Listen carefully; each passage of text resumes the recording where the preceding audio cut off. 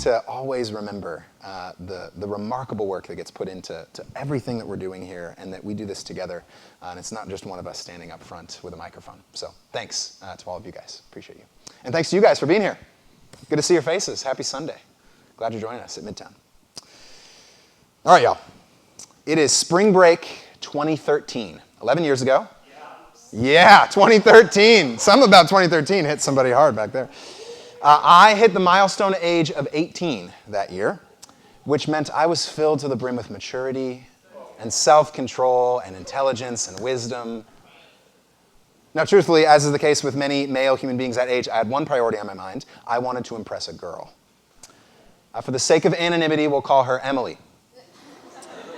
Yeah. Clearly it worked, right? She stuck around. I did something. Or, I mean, maybe it's just pity. Either way, we had been dating at this point in 2013 for just a few months, and we planned a trip to one of the most amazing spots in Arizona. It's a hidden gem. It's called Fossil Springs. Anybody been to Fossil Springs, Arizonans? Yeah, a few of you. Oh, man. It's just tucked in the hills outside Payson, and when I say hidden gem, I mean it. The trailhead starts here. It looks like this. Just kind of desolate, desertous, rocky terrain. It's hot most of the year, and it's honestly, when you get there, kind of disappointing. You're like, what's going to end up here? And then you keep hiking down and down and down, and it doesn't seem like things get better. The whole trail is pretty much in direct sunlight, and it all looks like this, rocky, desertous, desolate. But eventually, if you keep going and keep going, you get to this. A beautiful, beautiful creek and waterfall open up. You walk multiple miles, and suddenly you can swim, you can cliff jump, there are beautiful fish you can see. It's this hidden natural wonder in an otherwise desolate area. And that's why we went. We got a group of friends together, 2013. We arrived at the trailhead, and remember, I'm 18. My brain's not fully developed at this point, right?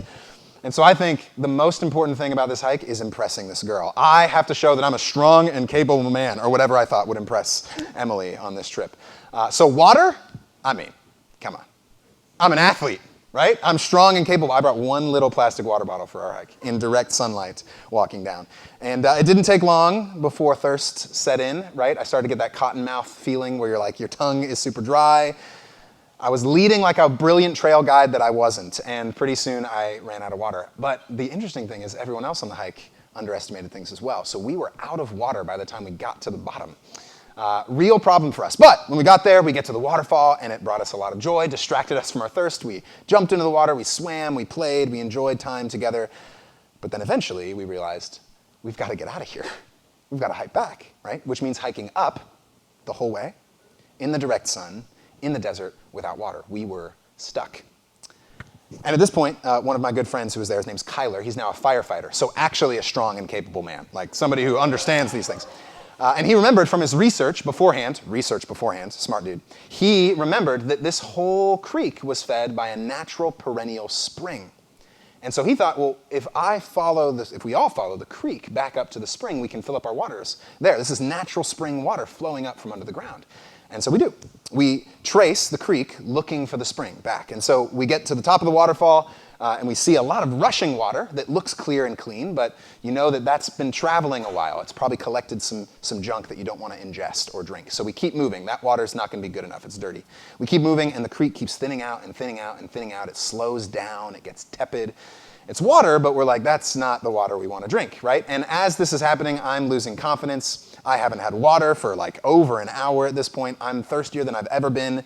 And I didn't think we'd ever get to solve this problem. I thought we'd be stuck down there and we'd be the like stupid college kids on the news who have to get helevaced out of the place, right? Like I was like, this is not what I want. But eventually, we arrived at this amazing little alcove that stuck out like a sore thumb in this desolate part of Arizona. It was this canopy of dark green desert trees leaning together, and they created this sort of protective awning from the sun. And the bushes on the ground were well fed. There were squirrels and bunnies jumping around. And right in the center of that alcove, welling up from the ground perpetually, was the spring, Fossil Spring. Real water, clean water, sustaining water was right in front of us, bubbling up endlessly. And so we all collapsed at the spring in joy, right? And the water kept coming. We filled up our water bottles, and the water kept coming. We drank and drank and drank, and the water kept coming. We had made it past the deficient sources. We had made it past the tepid water, the water that wasn't good to drink, and we found a real lasting spring.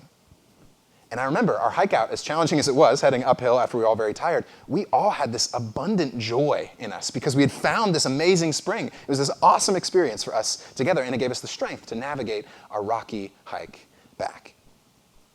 And this was certainly an adventure for Emily and I and a pivotal moment in our relationship, but beyond that adventure, I think it's also an apt metaphor for so many of our lives. See, the truth is, all of us, in our own ways, are thirsty. I'm not just talking about the thirst that sends people to Tinder or Bumble. That is a type of thirst that is connected, but more than that. I'm talking about that gnawing sense in us, that inconsolable sense of longing that exists in each and every one of us. We have a deep inner desire for some unnameable something. We're all wandering a rocky and desertous world looking for lasting peace or joy or meaning or purpose. We're all thirsty for that. Frederick Buechner describes it this way in his book On Longing. He says, our stories are all stories of longing. We long for a good self to be and for good work to do. We long to become human in a world that tempts us always to be less than human or looks to us to be more. We long to love and be loved. And in a world where it's often hard to believe in much of anything, we long to believe in something holy and beautiful and life-transcending that will give meaning and purpose to the lives we live. The word longing comes from the same root as the word long, in the sense of length in either time or space, and also the word belong. So that in its full richness, to long suggests to yearn for a long time for something that is a long way off, and something that we feel we belong to, and that belongs to us. We are longing, thirsty people. And the truth is, whether implicitly or explicitly, all of our choices and behaviors flow from this longing. We are people who rush around busy lives, constantly chasing satisfaction for our longing, quenching for our thirst. In the US, we love to do this through material possessions. Perhaps more than any other culture in history, we love our stuff. We just talked about this a couple weeks ago in a sermon on materialism. There's a term that psychologists in the US are using to describe American spending habits now. They're calling it retail therapy. 60% of Americans say that if they could just buy one more thing, they'd be happy. Retail therapy. For just 3 easy payments of $19.99, you can have the life you're looking for. But despite having more access to stuff than any culture in history, but despite our comforts not having satisfied our deep longing, we continue. And study after study shows the result is a culture that's more exhausted, more tired, more empty, more anxious than ever. And so sometimes we move on from material comforts. We're like, well, that's not really going to satisfy us. We move on to politics, to social involvement, to civic engagement. Have you guys ever noticed that every election that ever happens is the most important election that's ever happened in history? And if you don't know that, you will get 13 texts today from different numbers so that if you opt out, you'll still get another one later, and they will remind you, this is the most important election ever. And if you want peace, if you want lasting joy and satisfaction and security, you better get out and vote for the right person, or else you will be miserable. We are people who pursue political ends to satisfy ourselves, and it is not working. Pew Research found that 70% of Americans are completely worn out by our political culture, and fewer than 7% of people, according to a Gallup poll, trust in the American Congress to get things done. So we turn to other things. We turn to relationships, right? That's an easy one for us. Everywhere we look, we're being fed the notion that our relational intimacy can satisfy us. And it's all over our media. Just look at what we consume, right? The Bachelor, The Bachelorette, The Bachelor in Paradise, The Golden Bachelor. Indian matchmaker, farmer wants a wife, married at first sight, dating naked, are you the one, love at first sight, Love Island, Love is Blind, Crazy Stupid Love, Love Actually, The Rock of Love, Love on the Spectrum, love, love, love, love, love, love, love. Everywhere. It's all over the place. Find your soulmate and then you'll be satisfied. Spoiler alert, friends, it's not working. Study after study shows that no one likes our current state of the dating world. It's constantly disappointing us. And so many of us turn to work.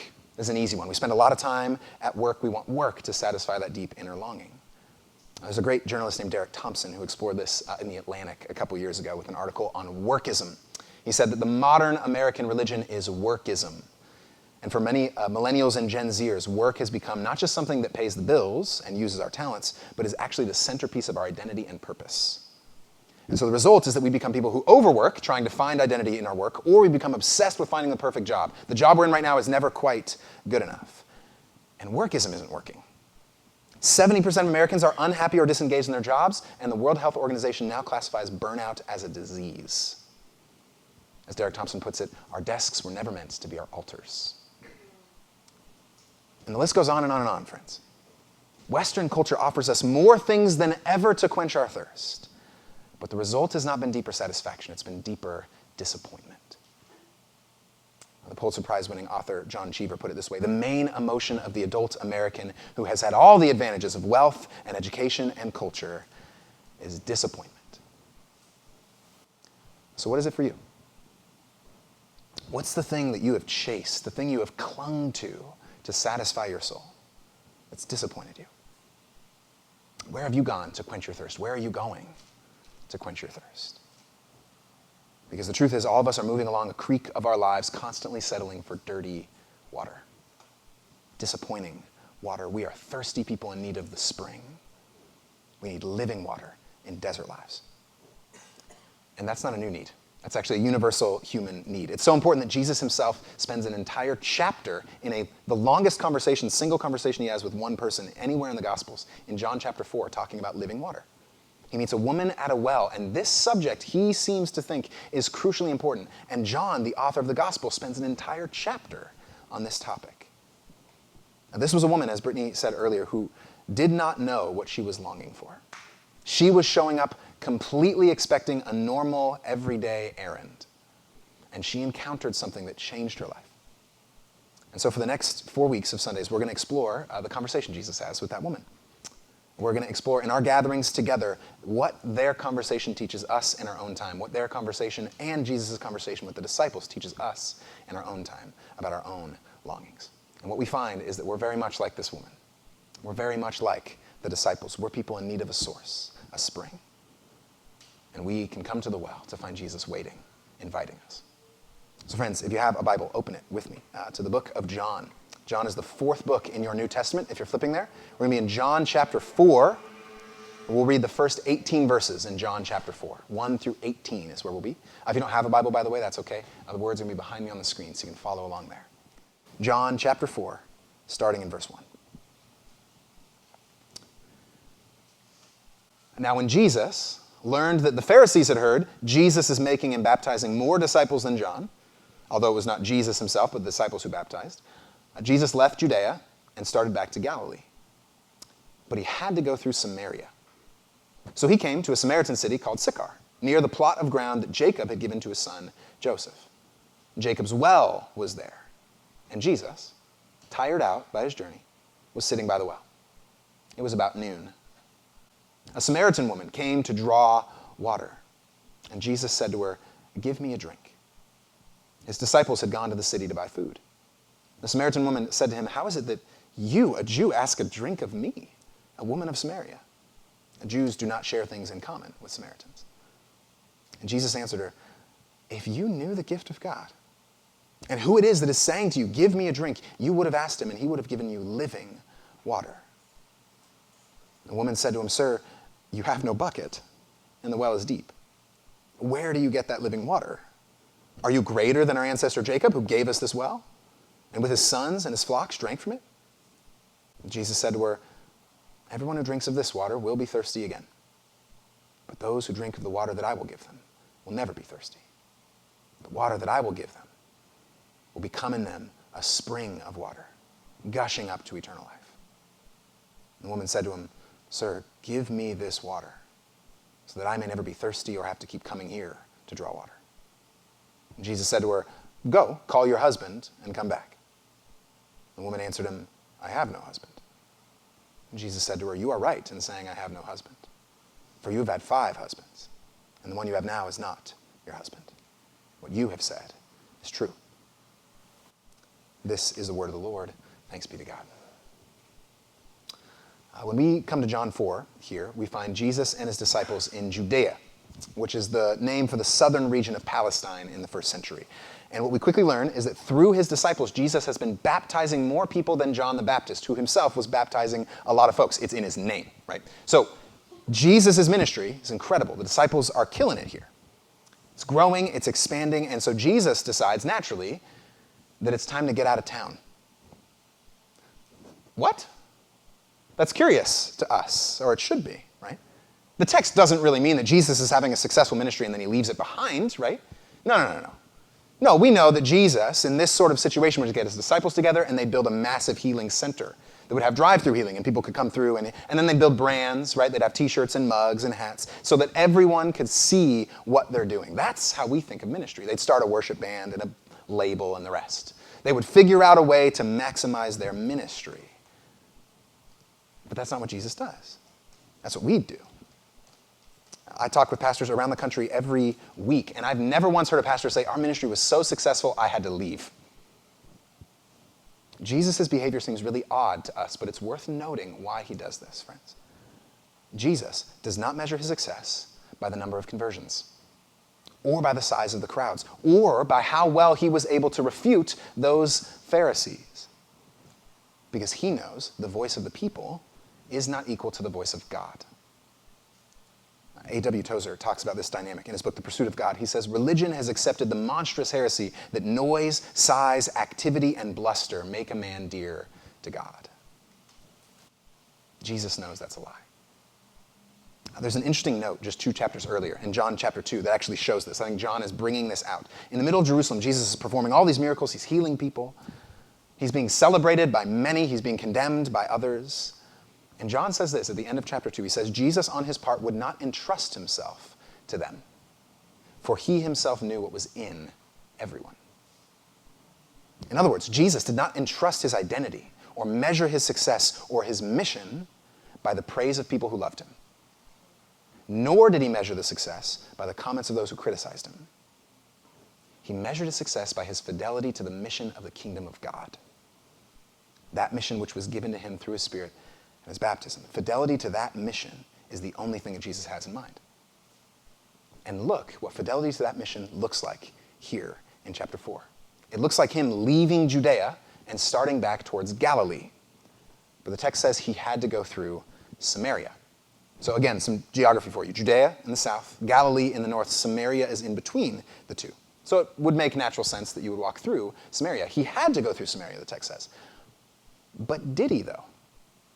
See, we know from history that any observant, righteous Jew in Jesus' day never actually went through Samaria because they didn't want to be contaminated by those heretical, half-breed religious people there. There was a great divide in the first century. We'll talk about this divide in a little bit more because he meets a Samaritan woman here. But whenever a Jew needed to get to Galilee from Judea, they would intentionally avoid Samaria at all costs. They'd take a massive detour. Instead of going straight north, they'd go east, cross the Jordan River, pass Samaria on the other side of the Jordan River, cross back, and then get to Galilee. Nerd out with me for a sec. I've got a couple maps that show this that I think just is really helpful to get a visual for what this looked like. So if, right now, Jesus, in this story, this is a modern map. These are cities that line up with where Jesus was in the ancient world. So Nablus, right there in the middle, that's in Samaria. That's likely where Sychar is. That's actually where Jacob's well is to this day. You can go there and drink from Jacob's well. Kafar Kana is Cana. In Galilee, and then you've got Jerusalem in Judea, right? So if Jesus wanted to go straight south to north, he could walk through Samaria. It'd take him about 34 hours on foot, right about 34 hours. So a couple days trip, he could walk straight up. What people would do in the ancient world if they were Jewish to avoid the Samaritans is they would take this detour. They would immediately go right, crossing the Jordan River, which is right about here, where Jericho is, cross the Jordan River, keep going up to Kais, what is now called Kais, then cross back across the Jordan to get into Galilee. This would nearly double their trip, all to avoid these people. Just a modern way of expressing this. Imagine that we in Phoenix want to travel to Flagstaff. Daniel, go ahead. It's about a 2-hour drive from here to Flagstaff, right? If you want to go straight up. But we all know we need to avoid those terrible and vile Camp Verdeans, right? We cannot get anywhere near the Camp Verdeans. So if we want to avoid the Camp Verdeans, we've got to take a detour. We've got to go to Globe, and then Show Low, and then Snowflake, and Holbrook, and Winslow, all the way up to Flagstaff. We would have to double our time just to avoid the people in Camp Verde. That's how extreme this divide was. Imagine a trip to Flagstaff that takes you 5.5 hours. That's right. That's right. And imagine what the disciples must be feeling when Jesus takes them into and through Samaria here. Jesus is ripping them from their nice and successful ministry in their hometown, and he's taking them to a place where no righteous Jew would ever spend time.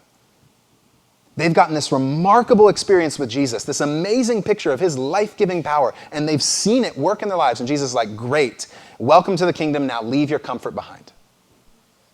Get ready to be challenged. Get ready to be pushed beyond your biases, to have your expectations and categories broken wide open. Friends, if you stay with Jesus, you won't be able to stay in your convenience or comfort for very long. He's going to take you places you may not be comfortable going. He's going to challenge you to love those you're not used to loving, or those who are challenging to love. He's going to shake up your habits and your thoughts and your choices and your bank account. He'll take you to the students who are the hardest to teach, to the patients who are the most frustrating, to the neighbors who are the most disrespectful. Because here's the truth, y'all. The mission of the kingdom of God is about getting living water to thirsty people. It's not about self-help for us, though we do benefit. It's not about fulfilling our dreams, though we find our deepest satisfaction in it. It's about getting living water to thirsty people. That's why Jesus had to go through Samaria. The kingdom has to be for all people, or it's not a real lasting kingdom. It has to be for longing hearts, for thirsty hearts, for all those, for all of us who have searched in vain and cry out for life. That's why Jesus arrives at Sychar, a town in Samaria, and he's getting tired at this point. It's a long walk. So he sits down at a well.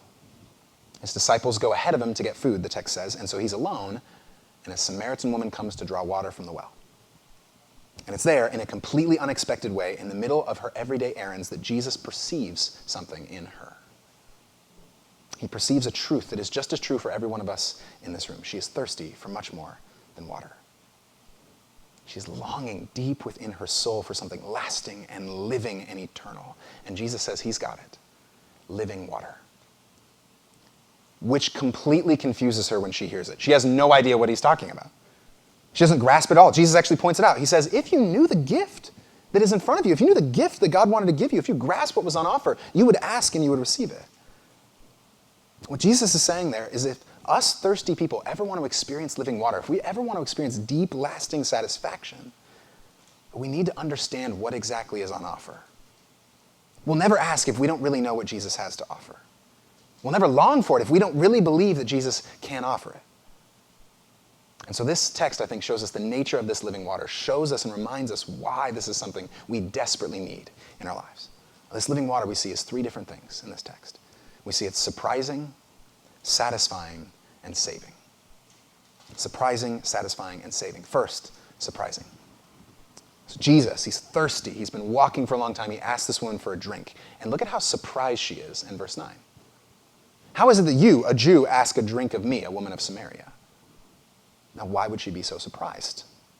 That should strike us. Why is she responding the way she is? Well, because Jesus here is deliberately breaking every social, cultural, moral, and religious barrier that existed in his time. In his day, a man like Jesus would have nothing to do with a woman like her. And that's first, because she's a Samaritan. In Israel's history, the reason they go so far out of their way to avoid the Samaritans is because their shared history together was complicated. They were both originally part of the nation of Israel, but after the enemy nation of Assyria came in and took over the nation of Israel, the Samaritans ended up intermarrying with them and adopting many of their heretical beliefs and corrupt worship practices. And so to the Jews, they were deserters. They were people who had deserted God, who had betrayed God, who had undermined the story of God, and who were living with a false view of reality, God, and the world. And because of that, centuries of violence between these two groups had erupted, leading up to Jesus' day. It continued into Jesus' day. It was baked into the culture. There's a common first century rabbinical prayer that Jewish rabbis would pray. The prayer was this: Lord, do not remember the Samaritans in the resurrection. That's how deeply baked this was. And so a Jew like Jesus would never have gotten near a Samaritan like this woman, let alone taken a sip of water from her. But it's not just that it's a Jew and Samaritan divide. It's also a male and female divide.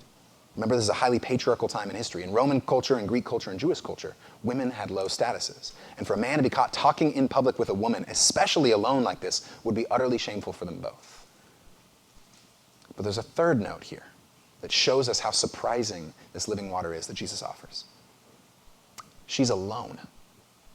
That's a detail we can't skip over. She shows up to the well alone. That's weird because no one in that day collected water from a well like this alone. First, because drawing water was an arduous task. You'd travel to the well to get all of the water you need for the entire day. Cooking, cleaning, all the water that you'd need. Which meant you'd have to bring this massive and heavy bucket.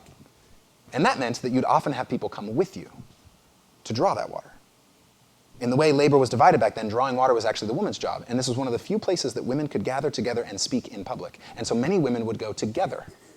They'd travel to the well, not alone, but to support one another, to speak with one another, to listen to one another, to love one another.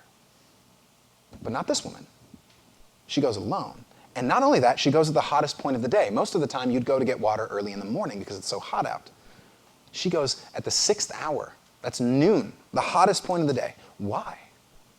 Why is she alone here? Because she is a moral and social outcast. We find out in this passage soon enough, she had multiple husbands and was living with a man who was not her husband. In her town and culture, that would have meant she was a complete outcast in her community. The reason she was alone is because no one wanted to go draw water with her. They were ashamed of her. And the reason she's alone is because she probably doesn't want to draw water with anyone else. She feels ostracized, shamed, alone. So he's a man, she's a woman. He's a Jew, she's a Samaritan. He's a righteous religious teacher, and she's a moral outcast. And Jesus moves past every single one of those barriers to listen to her, to love her. And that's a classic Jesus move. If you read the Gospels, you see Jesus constantly breaking down these sorts of barriers. This was the primary critique leveled against him by the religious people of his day. He was a friend to tax collectors and sinners. He constantly drew near to those who were sick and deemed unclean in that culture, and he healed them. After his resurrection in John, the very first person that he shows himself to is a woman who is a reformed mental patient and had a bad reputation, Mary. Why does Jesus constantly do this? Here's why.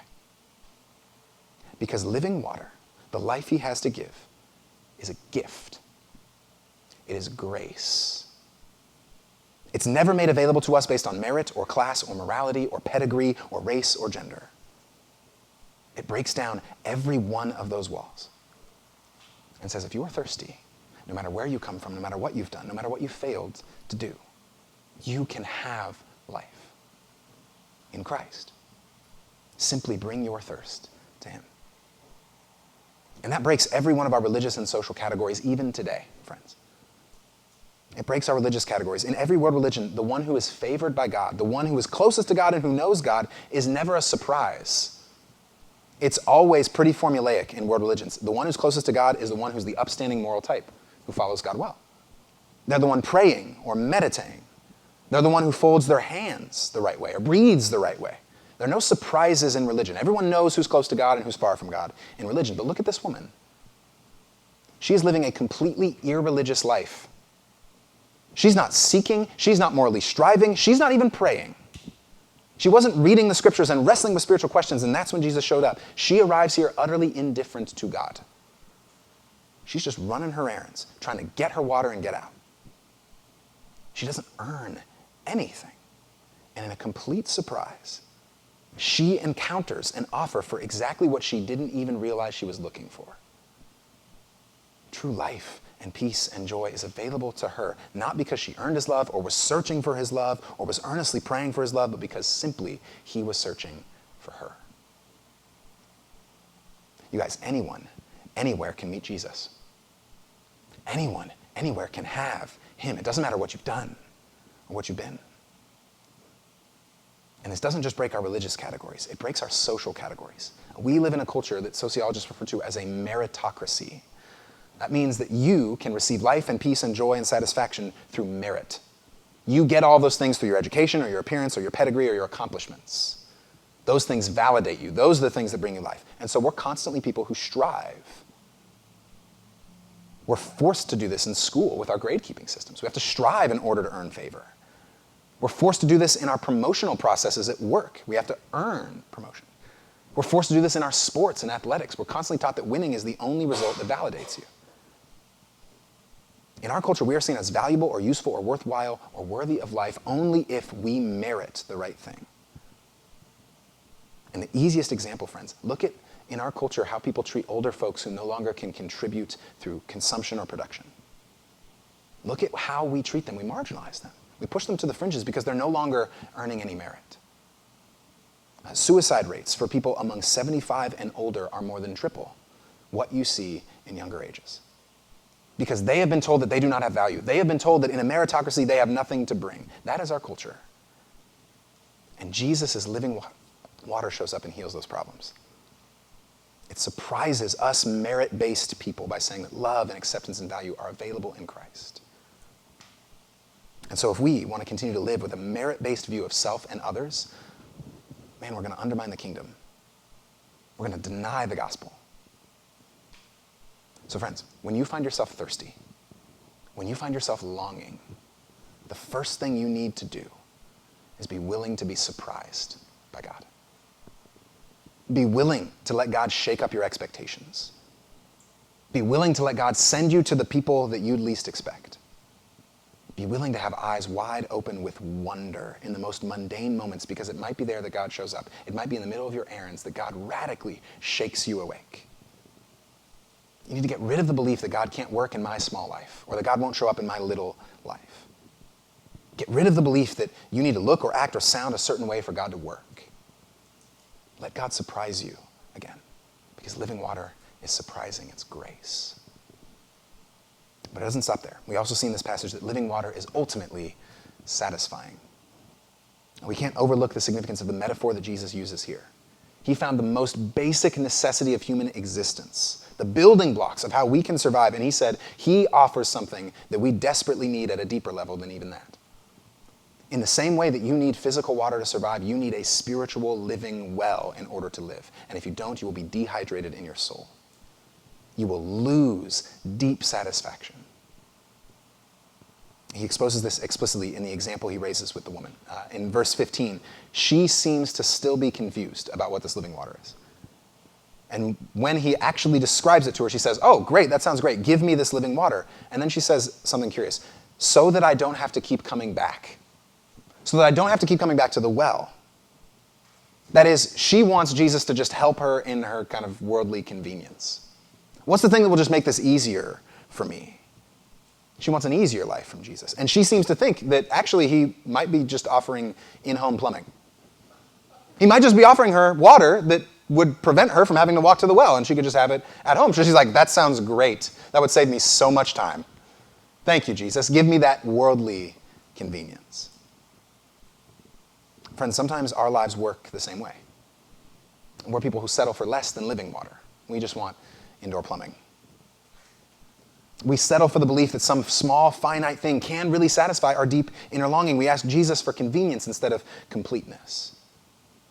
And we keep bringing our buckets to those wells. We try to satisfy our souls with little conveniences, hoping they'll quench our thirst.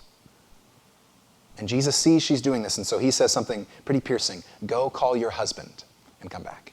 Which seems like a pivot, like kind of out of left field. We're talking about water and now we're talking about husbands, but it's not. Remember, she is searching in all the wrong places for satisfaction. Jesus sees it, and he calls out the specific area that she's pursuing. For years, she has assumed that if she could just find the right person, she'd find peace.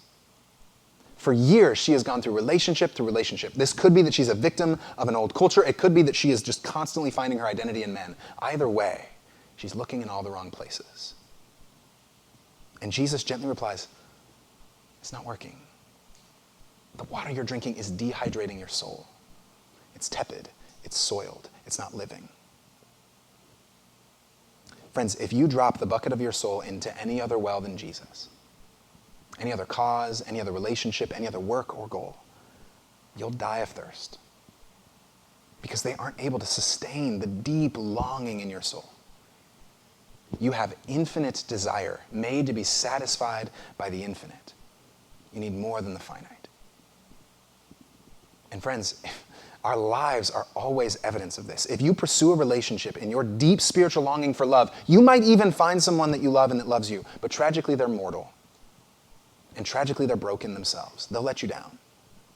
They'll at times even make you feel the opposite of loved. Our world is full of people who've dropped their buckets into well after well of relationships like this woman, only to come out dehydrated in the end. If you pursue a job to satisfy that deep spiritual longing for purpose or meaning. You may find a great job, but that job won't stay the same forever. The company will change. Management will change. Coworkers will change. Or you'll lose the job, or you'll get sick of the job. It will never be enough. There's a great story from one of the most modern and most creative modern storytellers in our culture. His name is Pete Docter. He's an animator who's worked for Pixar, and he's made a bunch of movies that you all grew up on and love. But he was always driven to become the best at what he did. Throughout his whole life, he said, I want to reach the peak of animation. And animation, historically, in film history, has not been really well respected by film critics. And so he said, I'm going to make really good animation that people have to recognize, and I'm going to win an Oscar. I want to win an Oscar for animation. And so he created a movie that became a cultural sensation, Inside Out. Oh yeah, people love Inside Out. And he won the Oscar for it. He was praised and celebrated. He went up on stage, he was tearful, he was so amazed that he had actually gotten his goal. And then he, in an interview with a guy named Mark Laberton, who worked at Fuller Seminary, he said he got home, he held the Oscar and looked at it and said, I'm empty. I got the very thing I was looking for. I got the very thing that I was striving and built my whole life on, and I'm empty. It is quite literally just an idol. And so the next movie he wrote and made, it's a movie called Soul. It's all about the emptiness of worldly pursuits to find deep satisfaction. It drove him to go and win another Oscar for Soul, which is amazing. He was freed by having to hold this thing and say, it's not going to work. It's not going to quench my deep thirst. I need something greater. Soul is all about how there is a connection with the divine that we need to make if we want to be satisfied. Friends, what Jesus is saying is that eternal, aching longing in your soul for true love, for true meaning, for true peace, for true rest, it's there because there's an eternal source to satisfy it. And until you seek that eternal source, you're going to be dehydrated. You're going to thirst. C.S. Lewis describes this really well in his book, Mere Christianity. He said, creatures are not born with desires unless satisfaction for those desires exists. A baby feels hunger. Well, there is such a thing as food. A duckling wants to swim. Well, there is such a thing as water. Men feel sexual desire. There is such a thing as sex. If I find in myself, though, a desire which no experience in this world can satisfy, the most probable explanation is that I was made for another world. If none of my earthly pleasures satisfy it, that does not prove that the universe is a fraud. Probably earthly pleasures were never meant to satisfy it, but only to arouse it, to suggest the real thing. And so if that is so, I must take care, on the one hand, never to despise or be unthankful for these earthly blessings, but on the other, never to mistake them for the something else of which they are a kind of copy or echo or mirage. I must keep alive in myself the desire for my true country, my living water. Augustine put it really simply back in the day. He said, you have made us for yourself, O God, and our hearts are restless until they find rest in you. So friends, where are you taking your bucket? What's the husband that Jesus is calling you to bring to the well? What's the poison in the water? Because there is water that can satisfy, but the only way to get it is to name the idol, to name the Oscar, the faulty water we're drinking. And finally, friends, we see in this passage that living water is ultimately saving. And this story certainly shows us how the woman is thirsty, but did you notice that there's another character who's thirsty here? Jesus. Jesus is thirsty. When he gets to the well, he's experiencing thirst, same as her, and he asks her for a drink. She would not have found Jesus and had this interaction if he wasn't first thirsty. And that comment should spark in our minds, if we know the gospel well, another moment where Jesus thirsts. John 19:28. John makes a connection here. He says this, when Jesus knew that all was finished on the cross, he said, in order to fulfill the scripture, I am thirsty. John knows what he's doing, friends. He gives us this woman at the well to reveal to us our own failure to quench our thirst on our own. That's what Christians have always meant by sin. It's this condition or this habit to seek our life and our satisfaction and our peace in things other than God. And the separation from God that creates, the dehydration it produces in us. It's leading all of us in our own ways to death. We're dying of thirst because we've gone to the wrong wells. But when Jesus says, I thirst from the cross, he's talking about all of our collective thirst in the deepest spiritual sense. On the cross, Jesus takes the poisoned water, the death, the result of all of our faulty wells onto himself. And he dies the death that they lead us to so that we might not have to experience that death. And he rises again with a remarkable claim. You don't have to lead a dehydrated life on the way to a dehydrated death. There is perpetual, eternal, real satisfaction springing forth in him. All you've got to do is believe and entrust yourself to him. Turn away from all the faulty sources and go to the spring. And when you do, you'll find a power and a strength to navigate your desert life in a remarkably different way. You'll find inexplicable joy welling up inside you because Jesus was thirsty. You don't have to be any longer. So friends, enough of our poisoned wells. Enough of the tepid, dirty water. Bring your bucket to the spring. Bring your soul to Christ. All those things your soul deeply longs for, the purpose and the love and the joy and the peace, he's got them. And when you drink from him, you'll spring forth from this room a different person, a transformed person who transforms the world around you. Come forward, friends. Drink with me. The water's fine. Let's pray.